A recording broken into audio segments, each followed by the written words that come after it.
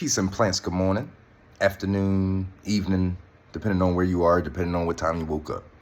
Now, like promised, I wanted to show you guys the Monstera albo after the watering, and I had to take and see if our training worked, right? So here is the albo. That's after the watering. It's still looking a little shady, but just give it some time. Thai constellations take a little longer than the albos.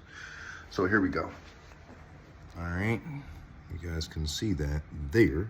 This is what I'm gonna do, carefully, because remember in our last video, we took this and wrapped it around this larger stem because it was kind of hanging. And I didn't want to, it was leaning to the side a little much. I didn't want to start doing a massive training. So I just did that. So let's take it off and see how it did. Let's see. Now, when you do this, you are very careful. These leaves are beautiful. They are alive. You don't want to damage them at all. Look at that. Look at that. Now, it's not completely trained all the way straight up, but it looks a lot better than last time.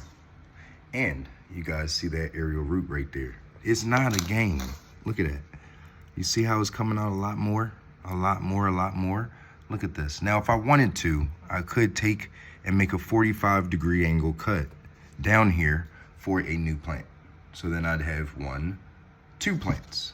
And what would happen is it would start to grow another stem. But I'm gonna leave it on here for a little bit. I'm gonna leave it on here. Look at that leaf, man. It's almost like a half moon. That new leaf is beautiful. And anything that comes from this plant will have a high variegation because of the consistency of the variegation throughout the leaves, as you can see. You see this one little true leaf here was almost all white. It was almost all white. So this plant is gonna have a lot more variegation, a lot more white in it. So any questions, subscribe. Any questions, comment. Any questions, send some love, and I'm here to answer all your questions, okay? Now look at that. This is really where we want it to be, straight up. But there's a lot of work that we're gonna have to do with this one. Not much, but this being one, I think I will take and stake this to make that straight up. And I'm gonna give this a little bit more of a push that way. It's really just this single stem here that's giving trouble. So let's see if I can do something with it right now. See if we can do something with this right now.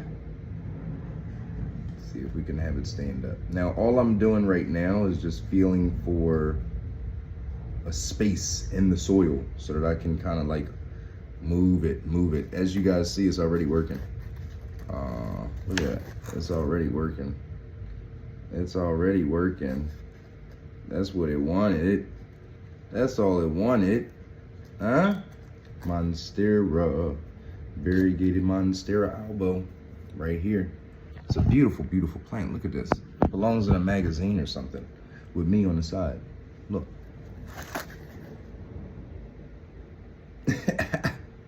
Plant bull, Mr. Monstera, peace and plants all day. Plant bull, Mr. Monstera, peace and plants. Plant bull, Mr. Monstera, peace and plants. Plant bull, Mr. Monstera, peace and plants. Yeah, we love them. We care for them. We know about them. Hey, listen.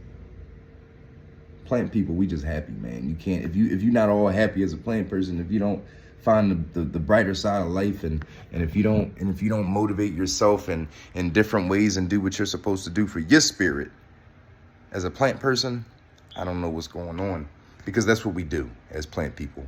We embrace the better sides of life because all we do is look at it. We're looking at new growth all day long. Now let's go on this pink princess here. So the pink princess is a very slow grower, especially in the winter. Remember, all plants are pretty slow in the winter, but just mind you, we are in winter and this plant is taking off. All right, so you have different things that you can do and force, and certain things that you got to just wait. Sometimes you just have to wait. And for the pink princess, we're just gonna wait. We're just gonna play the waiting game.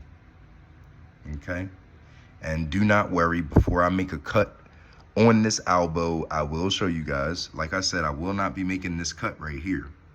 I want it to at least come out one, maybe two more leaves before I make a cut.